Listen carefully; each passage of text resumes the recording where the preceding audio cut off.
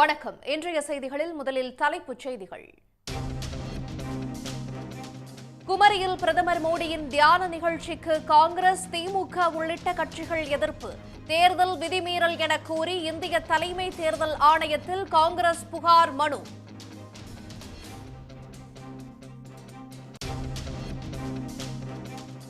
டெல்லியில் இதுவரை இல்லாத வகையில் 126 டிகிரி ஃபாரன்ஹீட் அளவிற்கு கொளுத்திய வெயில். தொழிலாளர்களுக்கு 3 மணி நேரம் கட்டாய ஓய்வு வழங்க ஆளுநர் உத்தரவு.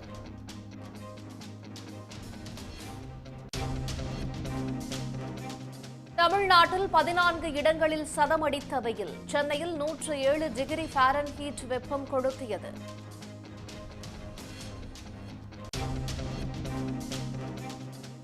ஹாலிவுட்டில் படம் வெளியான பின்னர்தான் காந்தியை உலகுக்கே தெரிந்தது என மோடி சர்ச்சை பேச்சு. காந்தியின் பெருமையை மோடி சிறுமைப்படுத்துவதாக ராகுல், சீதாராம் யெச்சூரி, திரிணாமுல் காங்கிரஸ் கண்டனம்.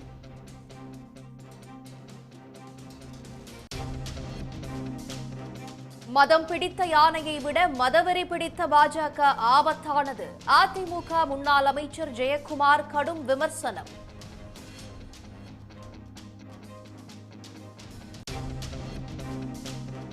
தமிழ்நாடு இந்தியாவின் விளையாட்டு தலைநகராக உருவாகி வருவதாக முதலமைச்சர் மு.க.ஸ்டாலின் அறிக்கை. செஸ் ஒலிம்பியாட், ஸ்குவாஷ் உலகக்கோப்பை, கேலோ இந்தியா உள்ளிட்ட சர்வதேச போட்டிகளால் கவனம் ஈர்த்துள்ளதாக பெருமிதம்.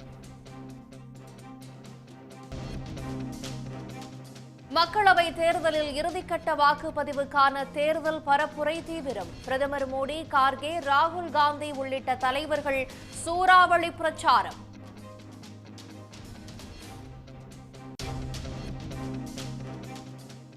நவீன் பட்நாயக் உடல்நிலை மோசமடைந்ததன் பின்னணியில் சதி இருப்பதாக மோடி குற்றச்சாட்டு. 10 ஆண்டுகளாகவே உடல்நிலை குறித்து பாஜக வதந்தி பரப்புவதாக நவீன் பட்நாயக் காட்டம்.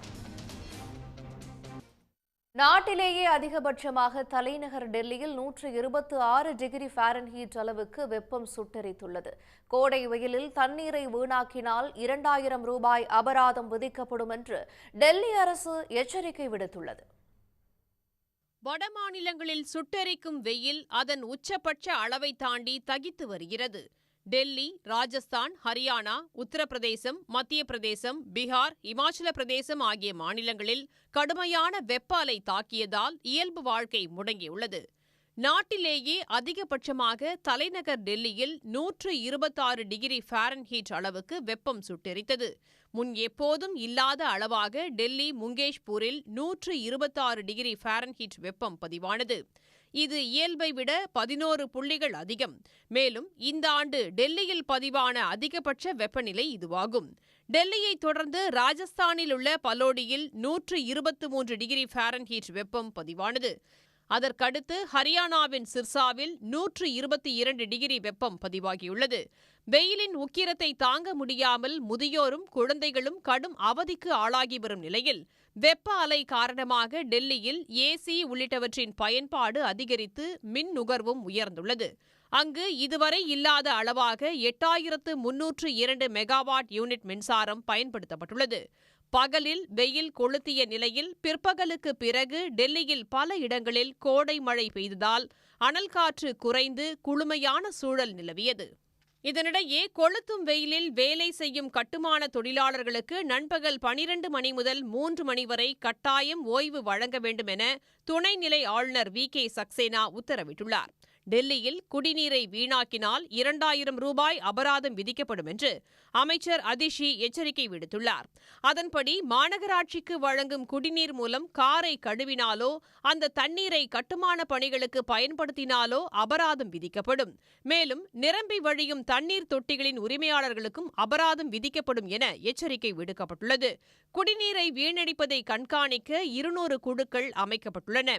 இதனிடையே பீகார் மாநிலம் ஷேக்புராவில் வெப்பத்தின் தகிப்பு தாழாமல் பள்ளி மாணவர்கள் 6 பேர் மயக்கமடைந்ததால் பரபரப்பு ஏற்பட்டது.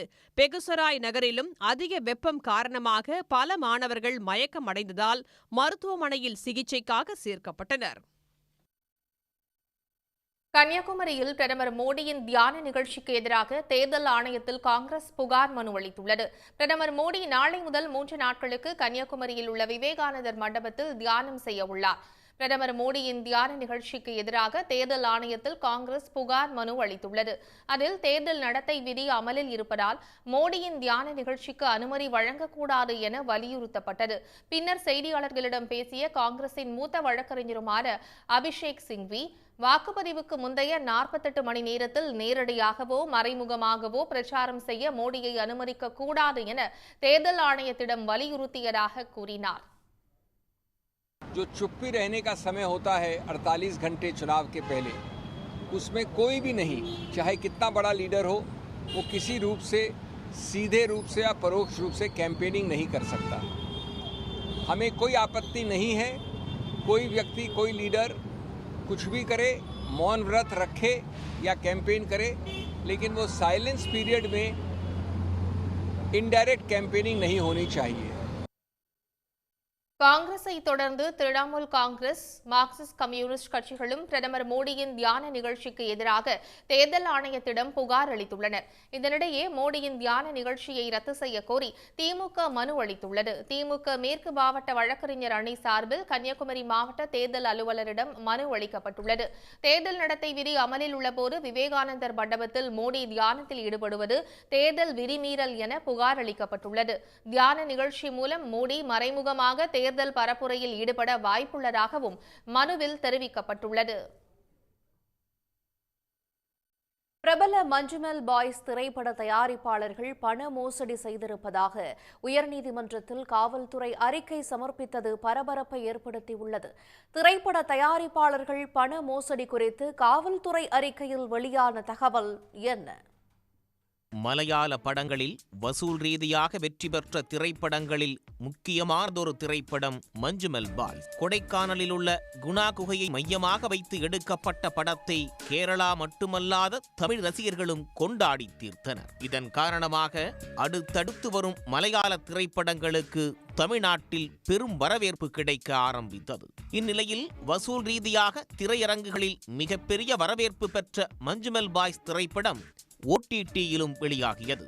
இந்த நிலையில் மஞ்சுமெல் பாய்ஸ் திரைப்படத்தின் தயாரிப்பாளர்கள் மீது ஆரூர் பகுதியைச் சேர்ந்த சிராஜ் என்பவர் நீதிமன்றத்தில் வழக்கு ஒன்றை தொடர்ந்தார். அதில் கடந்த 2022 ஆண்டு நவம்பர் மாதம் 30ஆம் தேதி பல்வேறு தவணைகளில் 7 கோடி ரூபாய் பணத்தை இந்த படத்திற்காக முதலீடு செய்ததாக தெரிவித்துள்ளார். தயாரிப்பாளர்கள் லாபத்தில் பங்கு தருவதாக கொடுத்த உறுதி மற்றும் நம்பிக்கையின் அடிப்படையில் பரவ பிலிம்ஸ் நிறுவனத்திடம் ஒப்பந்தம் செய்ததாக தெரிவித்துள்ளார். இந்த படத்தை தயாரிக்க 10 கோடி ரூபாய்க்கும் குறைவாகத்தான் செலவானதாகவும் அதில் 7 கோடி ரூபாய் தன்னுடைய பங்கு என்றும் வழக்கை தொடர்ந்த சிராஜ் தெரிவித்துள்ளார். ஆனால் படத்தின் தயாரிப்பு செலவு 22 கோடி ரூபாய்க்கு மேல் என தயாரிப்பாளர்கள் பலரை நம்ப வைத்திருப்பதாகவும் தெரிவித்துள்ளார். மேலும் இந்த திரைப்படத்தின் தயாரிப்பாளர்கள் தன்னிடம் 7 கோடி ரூபாய் பணம் பெற்று லாபத்தில் 40% பணம் தருவதாக கூறிவிட்டு தராமல் மோசடி செய்திருப்பதாகவும் அரூரைச் சேர்ந்த சிராஜ் தனது புகாரில் தெரிவித்துள்ளார். மனுவை விசாரித்த நீதிமன்றம் வழக்கு பதிவு செய்து விசாரணை நடத்த காவல்துறையினருக்கு உத்தரவிட்டிருந்தது. இந்த திரைப்படத்தின் தயாரிப்பாளர்கள் ஷோன் ஆண்டனி, சௌபின் ஷாகிர், பாபு ஷாகிர் ஆகியோரின் முன்ஜாமீன் மனு கேரள உயர்நீதிமன்றத்தில் விசாரணைக்கு வந்தது. இந்த வழக்கை விசாரித்த நீதிமன்றம் திரைப்படத்தின் தயாரிப்பாளர்களான சௌபின் ஷாகிர், ஷான் ஆண்டனி, பாபு ஷாகிர் ஆகியோரை கைது செய்ய தடை விதித்து வங்கிக் கணக்கை முடக்க உத்தரவிட்டிருந்தது. இந்த நிலையில் மனுதாரரின் புகார் தொடர்பாக காவல்துறை விசாரிக்க உத்தரவிட்டதன் அடிப்படையில் காவல்துறை நீதிமன்றத்தில் விசாரணை அறிக்கையை தாக்கல் செய்தது. காவல்துறையின் விசாரணையில் படப்பிடிப்பு துவங்கும் முன்பே படப்பிடிப்பு துவங்கிவிட்டதாக கூறி புகார்தாரர் ஹமீதுவிடம் பணம் பெற்றிருப்பது உறுதி செய்யப்பட்டது. மேலும் படத்திற்கு 18 கோடியே 65 லட்சம் ரூபாய் செலவான நிலையில் 22 கோடி ரூபாய் செலவானதாக கூறி மோசடியில் ஈடுபட்டதாகவும் போலீசார் நீதிமன்றத்தில் தெரிவித்துள்ளனர்.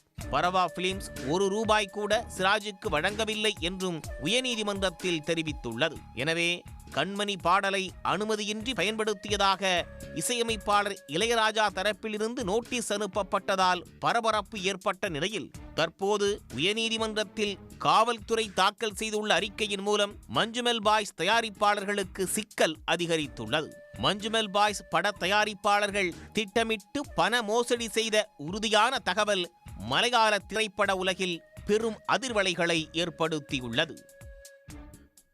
நாடாளுமன்ற தேர்தலுக்கான இறுதிக்கட்ட வாக்குப்பதிவு பிரதமர் மோடி போட்டியிடும் வாரணாசி உள்ளிட்ட 57 தொகுதிகளுக்கு ஜூன் 1ஆம் தேதி நடைபெறவுள்ளது. இறுதிக்கட்ட தேர்தலுக்கான பரப்புரையில் தலைவர்கள் தீவிரமாக ஈடுபட்டு வருகின்றனர். நாடாளுமன்ற மக்களவைக்கான தேர்தல் ஏப்ரல் 19ஆம் தேதி முதல் 7 கட்டங்களாக நடைபெற்று வருகிறது. 6 கட்ட வாக்குப்பதிவு நிறைவடைந்துள்ள நிலையில் இறுதிக்கட்ட வாக்குப்பதிவு ஜூன் 1ஆம் தேதி 57 தொகுதிகளில் நடைபெறவுள்ளது. இதற்கான தேர்தல் பரப்புரை மே 30ஆம் தேதி மாலையுடன் நிறைவடைகிறது. இதையடுத்து இறுதிக்கட்ட பரப்புரையில் தலைவர்கள் தீவிரமாக ஈடுபட்டு வருகின்றனர். மேற்கு வங்கம் தெற்கு 24 பர்கனாஸ் பகுதியில் நடைபெற்ற பிரச்சார பொதுக்கூட்டத்தில் பங்கேற்ற அம்மாநில முதலமைச்சர் மம்தா பானர்ஜி பெண்களோடு சேர்ந்து நடனமாடி மகிழ்ச்சியை வெளிப்படுத்தினார்.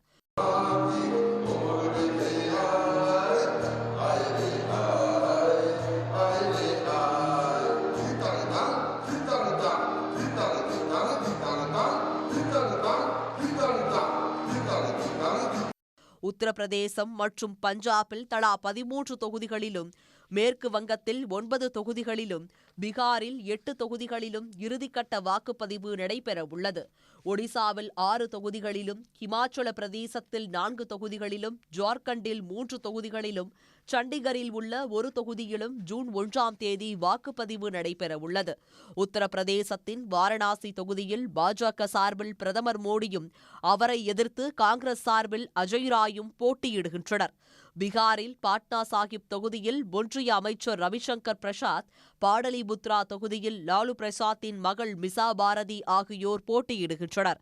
ஹிமாச்சல் பிரதேசத்தின் மாண்டி தொகுதியில் பாஜக சார்பில் நடிகை கங்கனா ரணாவத், மேற்கு வங்கத்தின் டைமண்ட் ஹார்பர் தொகுதியில் அபிஷேக் பானர்ஜி, சண்டிகரில் காங்கிரஸ் மூத்த தலைவர் மணீஷ் திவாரி ஆகியோர் போட்டியிடுகின்றனர். 1982ஆம் ஆண்டு காந்தி திரைப்படம் வெளியாகும் வரை மகாத்மா காந்தி குறித்து யாருக்கும் தெரியாது என பிரதமர் மோடி பேசியுள்ளது சர்ச்சையை ஏற்படுத்தியுள்ளது. காந்தி படத்தை பார்த்துதான் மகாத்மா காந்தியை பற்றி அறிந்து கொள்ள வேண்டிய அவசியம் என்டையர் பொலிட்டிக்கல் சயின்ஸ் மாணவர்களுக்கு மட்டுமே உள்ளதாக ராகுல் காந்தி விமர்சித்துள்ளார்.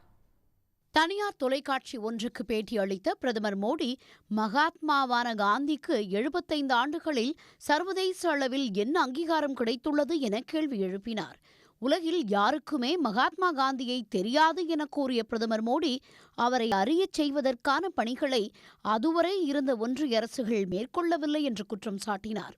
1982ஆம் ஆண்டு ரிச்சர்ட் அட்டன்பரோ காந்தி என்ற திரைப்படத்தை தயாரித்த பிறகே மகாத்மா காந்தி குறித்து உலகம் அறிந்து கொண்டதாகவும் பிரதமர் மோடி தெரிவித்தார். மகாத்மா காந்தி குறித்த பிரதமர் மோடியின் பேச்சுக்கு பல்வேறு தரப்பினரும் கண்டனம் தெரிவித்து வருகின்றனர். இதுகுறித்து தனது எக்ஸ் தளத்தில் பதிவிட்டுள்ள ராகுல் காந்தி, காந்தி படத்தை பார்த்துதான் மகாத்மா காந்தியை பற்றி அறிந்து கொள்ள வேண்டிய அவசியம் என்டையர் பொலிட்டிக்கல் சயின்ஸ் மாணவருக்கு மட்டுமே உள்ளதாக மோடியை விமர்சித்துள்ளார். பிரதமரின் பேச்சுக்கு கண்டனம் தெரிவித்துள்ள திரிணாமுல் காங்கிரஸ், மோடியின் பேச்சு மகாத்மா காந்தியின் பெருமையை கேள்விக்குள்ளாக்குவதாக குற்றம் சாட்டியுள்ளது. இந்திய விடுதலை போராட்டத்தின் முக்கிய தலைவராக விளங்கிய மகாத்மா காந்தி உலகம் முழுவதும் போற்றுதலுக்குரியவராக உள்ளதாகவும், ஒவ்வொரு இந்தியரின் இதயத்தில் குடியிருப்பதாகவும் திரிணாமுல் காங்கிரஸ் தெரிவித்துள்ளது. அரசியல் கட்சிகள் மட்டுமின்றி பல்வேறு தரப்பினரும் பிரதமர் மோடியின் பேச்சுக்கு கண்டனம் தெரிவித்து வருகின்றனர். 1982ஆம் ஆண்டு காந்தி படம் வெளியாவதற்கு முன்பே விடுதலைப் போராட்ட காலத்திலேயே மகாத்மா காந்தி பற்றி சர்வதேச பத்திரிகைகள் வெளியிட்ட செய்திகளை இணையதளவாசிகள் பகிர்ந்து வருகின்றனர்.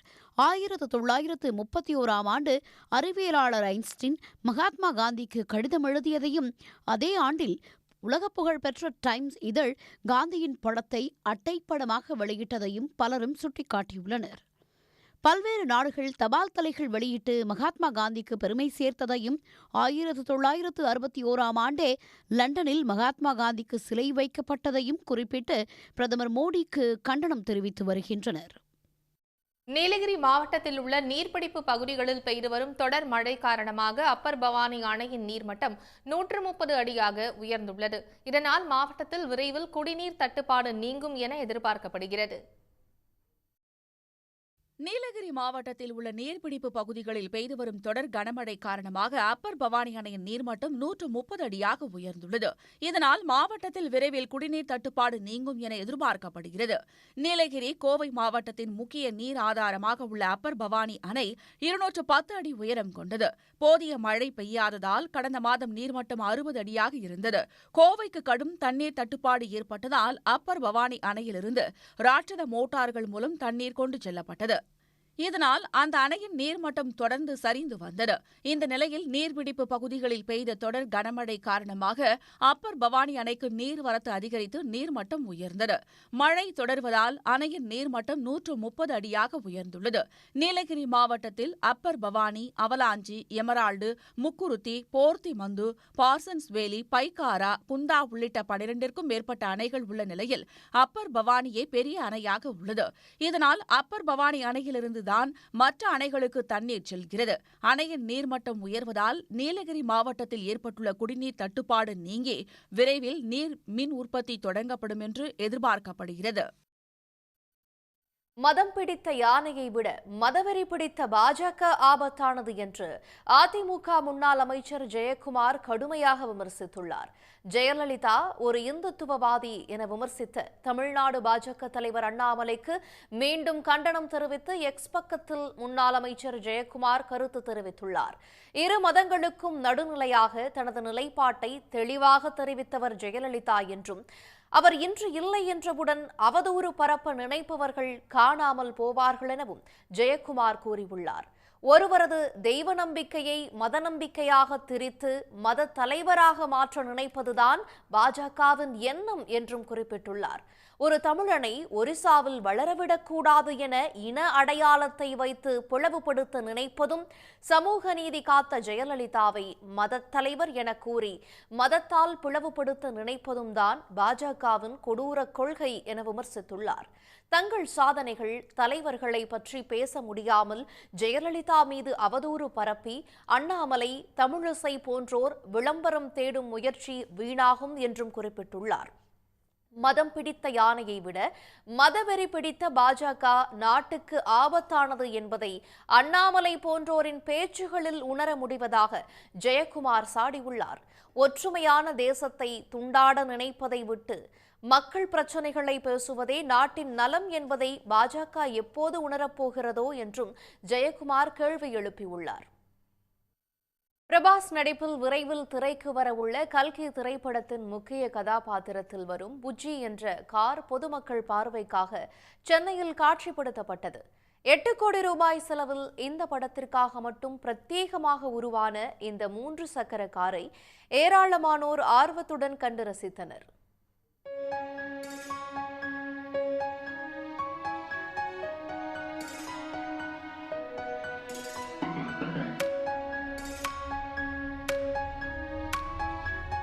ஹாலிவுட்டில் வெளியான ஹெர்பி ஃபுல்லி லோடட் படம் தொடங்கி தமிழில் ரஜினியின் படிக்காதவன், மனோரமா பாண்டியராஜன் கூட்டணியில் வந்த பாட்டி சொல்லை தட்டாதே, பண்ணையாரும் பத்மினியும் என காருக்கும் முக்கியத்துவம் கொடுத்த ஏராளமான திரைப்படங்கள் வெளியாகியுள்ளன.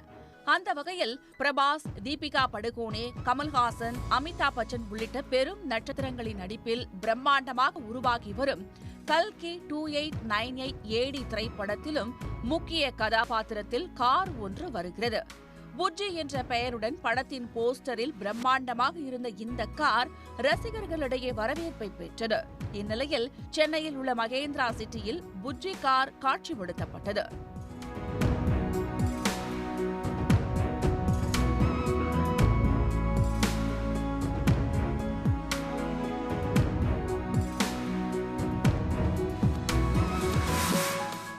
ஃபிக்ஷன் படமாக உருவாகி வரும் கல்கி திரைப்படத்திற்கு வித்தியாச வடிவமைப்பில் கார் வேண்டும் என ஆனந்த் மகேந்திராவை படக்குழு அணுகியுள்ளது.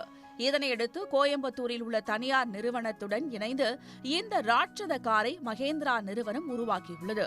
முற்றிலும் பேட்டரி மூலம் இயங்கும் இந்த கார் 3 சக்கரங்கள் கொண்டு வடிவமைக்கப்பட்டது. 350 கிலோ எடை கொண்ட ராட்சத டயர்களை சியட் நிறுவனம் உருவாக்கியுள்ளது. புஜ்ஜி காரின் மொத்த மதிப்பு 8 கோடி ரூபாய் என படக்குழு தெரிவித்துள்ளது. Prabhas sir, it's a Prabhas sir's vehicle in the movie. This name is Bujji and total weight is approx 6.5 ton. Okay, and it's a three-wheel based kind of vehicle, and its max speed is 40 kilometers per hour, and totally electrical vehicle. Bujji காரை மகேந்திரா சிட்டியில் காட்சிப்படுத்தியதோடு 2 kilometre தூரம் ஓட்டியும் காட்டப்பட்டது. இதனையடுத்து அங்கிருந்து ஏராளமானோர் car அருகே நின்று selfie எடுத்துக் கொண்டனர். சிறுவர்கள் சிலர் காரின் உள்ளே அமர்ந்தும் உற்சாகமடைந்தனர். இவ்வளோ பெரிய கார் நாங்கள் பார்த்ததே இல்லை இது வரைக்கும். அதுவும் சூப்பர் கார் அப்படின்னு சொல்லும்போது ரொம்ப அட்வென்ச்சராக இருந்துச்சு. பசங்களாம் ரொம்ப இன்ட்ரெஸ்டாக இருந்தாங்க. என் பசங்க 2 பேருமே பார்க்கணுன்னு ரொம்ப இன்ட்ரெஸ்டாக இருந்தாங்க. அவ்வளோ பெரிய டயர் உள்ளே வச்சு ஓட்டினதை நான் இதான் ரியலாக ஃபஸ்ட் டைம் நான் பார்க்குறேன். சின்ன காருக்கு இதுக்கும் ஏகப்பட்டது இருக்குது. பசங்க ரொம்ப என்ஜாய் பண்ணாங்க. I really like it. உள்ள தூரம் உட்காந்து ரைட் விட்டால் இன்னும் ரொம்ப நல்லா இருக்கும். செம ஜெய்ஜென்டிக்காக இருந்துச்சு. சீரியஸாக சொல்லணும்னா ரொம்ப எக்ஸைட்டடாக இருந்துச்சு. மெக்கானிக்கல் இன்ஜினியர் ரொம்பவே அந்த ஃப்ளோ அந்த இதெல்லாம் பார்க்கும்போது நல்லா இருந்துச்சு. ரொம்ப இது நல்லா இருந்துச்சு. ஒரு ஃபேண்டசி இது மாதிரி தான் இருக்கும். இப்போ ரியாலிட்டியில் உங்களுக்கு வந்து இது கிடைக்காது. So it's a fantasy. நம்ம வந்து அதை என்ஜாய் பண்ணிட்டு லிவ் பண்ண வேண்டியதான். நல்லா இருந்துட்டு கார் டயர்ஸ்லாம் ரொம்ப பெருசாக இருந்துட்டு 2 பேர் உட்கார்ற மாதிரி. ஓகே, நல்லா ரொம்ப நிறைய எக்ஸைட்டடாக இருந்துச்சு. பின்னாடி அந்த ஹீட்டு அந்த சைலன்சர் அவ்வளோ பெருசாக.